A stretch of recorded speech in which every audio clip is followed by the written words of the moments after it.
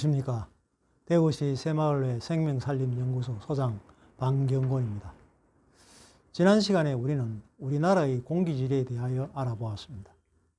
공기질의 문제는 결국 생명의 위기로 귀결되며 생명의 위기 문제는 다른 생물의 문제가 아닌 바로 우리들 자신에 관한 문제라고 말씀드렸습니다.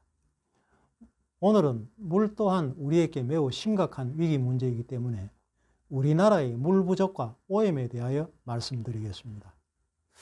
사람이 숨을 제대로 쉬지 못하면 일반적으로 5분 안팎에 사망한다고 합니다. 사람이 일주일 정도 물을 마시지 못하면 어떻게 되겠습니까? 대부분 죽는다고 합니다. 물이 없는 곳에는 생명도 없기 마련입니다.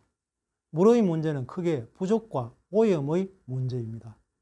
우리는 집에서 수도를 틀면 바로 수돗물이 나오고 어디서든 생수도 사서 마실 수 있는 상황이기 때문에 물이 부족하거나 오염되고 있다는 사실 또한 크게 가슴에 와닿지 않는 것이 현실이기도 합니다.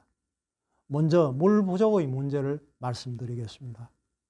우리나라는 90년대까지 보통 10년에 1, 2회 정도 기록되던 가뭄이 2012년부터 2015년까지 매년 가뭄으로 기록되고 있습니다.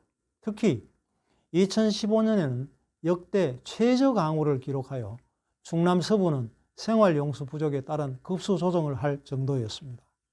우리 대구에서도 예외는 아니었습니다. 팔공산댐, 가창댐, 청도댐 등의 물이 부족해서 낙동강 물을 사용한 적이 있습니다. 우리나라는 세계적으로 물 스트레스 국가로 분류됩니다. 국제인구행동연구소에서는 1990년 한국을 물 부족 국가로 분류하였습니다. OECD에서는 한국은 오는 2050년에는 OECD 회원국 가운데 물 부족으로 인해 가장 큰 고통을 겪게 될 것이라고 경고했습니다. 전 세계적으로도 25년 전과 비교하면 인구당 이용 가능한 신선한 민물의 양은 26% 감소했습니다. 이것은 인류에 대한 전 세계 과학자들의 경고이기도 합니다. 화면에서 보시는 바와 같이 지하수 고갈 지역이 이렇게 많습니다. 노란색에서 붉은 쪽으로는 고갈이고 진푸른 쪽일수록 충전입니다.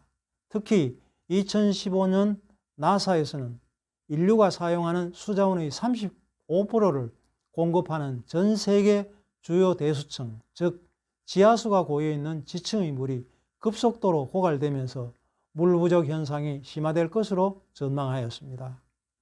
UN 미래보고서 2045에서는 물 부족은 아시아도 예외는 없어 인더스 강의 공급이 절반으로 줄면서 파키스탄이 심각한 물 부족에 직면하고 아프리카는 가뭄으로 농업 생산량의 치명적 감소로 인구 4분의 3이 굶주릴 위기라고 합니다. 2030 생명의 길에서는 아프리카 여성이 1년 동안 물을 구하러 다니는 시간은 약 400억 시간이며 우리가 쓰는 일회 양침을 양은 난민촌 1명이 종일 사용할 양이고 화장실 일회 물 내리는 양은 한 가족의 1일 사용량과 같다고 하였습니다. 중국과 인도, 미국, 프랑스에 이르기까지 전 세계에 산재한 37개 대규모 대수층 가운데 21곳에서 최근 10년간 수량이 현저히 줄어들었으며 특히 13곳은 고갈되기 직전의 심각한 상황인 것으로 발표하였습니다. 문제는 이 같은 상황이 호전될 가능성이 희박하다는 점입니다. 지하 대수층은 수천 년에 걸쳐 매년 눈과 비가 조금씩 유입돼 채워지는 반면 고갈 위험에 빠진 곳에서는 가뭄이나 인구 증가로 물 공급이 부족하자 균형 상태 이상으로 물을 끌어와 쓰고 있기 때문입니다. UN 미래보고서 2045에 의하면 우리가 세상에서 식수로 사용하는 물은 오직 2% 담수뿐인데 지난 50년간 전 세계적으로 물 사용량은 3배 증가하였으며 이 추세라면 2030년에는 지금보다 40% 증가할 것이라고 하였습니다. 그래서 2050년에는 20억 명이 물 부족을 겪게 될 것으로 보인다고 하였습니다. 세계연맹에서는 20세기는 석유를 둘러싼 전쟁이라면 21세기는 물을 둘러싼 전쟁이 될 것이라고 하였습니다. 물의 오염 문제 또한 심각합니다. 물은 인간의 생명을 유지하는 데 필수적인 요소이며 깨끗한 물은 삶의 질을 높여주지만 오염된 물은 각종 질병의 원인이 됩니다. 2030 생명의 길에서는 세계 인구 9분의 1은 깨끗한 물을 사용하지 못하며 20초당 1명의 어린이는 수인성 질병으로 사망한다고 하였습니다. 우리 주변에서 쉽게 알 수 있는 예로 지난해 3월경 90% 이상의 생수에서 미세 플라스틱이 검출되었다는 뉴스를 보신 분이 있으실 겁니다. 미국 뉴욕 주립대 연구소에서 에비앙을 비롯한 유명 생수를 조사한 결과 우리나라뿐만 아니라 다른 나라에서도 판매되는 생수도 마찬가지였습니다. 또한 세계 자연기금에서는 2019년 사람들은 일주일에 평균적으로 신용카드 한 장 분량인 5g 이상의 미세 플라스틱을 섭취하고 있다고 발표했습니다. 우리나라는 30년 전만 해도 생수를 사서 마신다는 것은 상상도 할 수 없었던 그런 시절도 있었습니다. 그러나 지금은 사먹는 생수마저도 미세 플라스틱에 오염되어 있습니다. 사먹는 생수만 그렇겠습니까? 강과 바다는 우리가 생각하는 것보다 훨씬 더 심하게 오염되어 있습니다. 태평양에는 우리나라의 15배 크기의 쓰레기섬이 있다고 합니다. 화면으로 보시는 바와 같이 대부분 플라스틱 쓰레기로 이루어진 섬입니다. 더 큰 문제는 눈에 보이는 플라스틱보다 눈에 보이지 않는 미세 플라스틱입니다. 이러한 섬이 태평양에만 있겠습니까? 내서양에도 있고 인도양에도 있답니다. 최소 4개 이상의 플라스틱 섬이 있다고 합니다. 여기 있는 플라스틱은 과연 어디로 갈까요? 썩어서 없어지지 않는 한 잘게 부서져서 바다의 생물에게 축적되고 결국 이것을 먹는 우리 인간의 몸에 쌓이게 될 것입니다. 이것이 멀리 있는 태평양의 문제이겠습니까? 우리나라 바다 어디를 검사해봐도 모든 곳에서 미세 플라스틱이 검출된다는 발표가 있었습니다.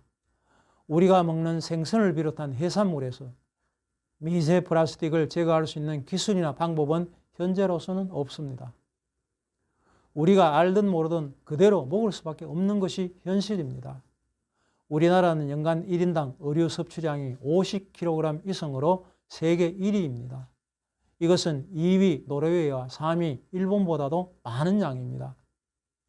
또한 동해를 비롯한 바다 밑은 백화현상으로 변해가고 있습니다.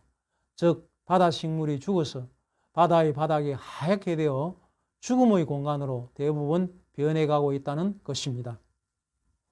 전 세계적으로 어업 활동은 늘었음에도 어획량은 오히려 감소한 이유가 바로 여기에 있는 것입니다. 또한 인간의 과도한 생산 소비 활동에 따른 바다물 오염으로 산소 부족 현상이 발생하는 죽음의 수역수는 최근 25년간 75% 증가하였습니다. 중요한 것은 지구상의 생물들이 더 이상 살아갈 수 없는 환경으로 만들어져 가고 있다는 데 있습니다. 사람들이 살아가는 세상에서 물이 부족하거나 물이 오염되어 더 이상 물을 먹을 수 없는 어려운 환경이 다가온다면 이것이야말로 우리에게 가장 근본적이고 절박한 생명의 위기 문제가 아니고 무엇이겠습니까? 이러한 위기를 절호의 기회로 만들어야 한다는 인식 변화와 실천의 대전환이 필요합니다. 유엔 미래 보고서 2045에서는 인간은 누구나 깨끗한 물을 마실 권리가 있다고 하였습니다. 생명살림 운동으로 새로운 세상을 만듭시다. 다음 시간에는 토양오염 그리고 종의 대절멸 위기에 대하여 말씀드리겠습니다. 감사합니다.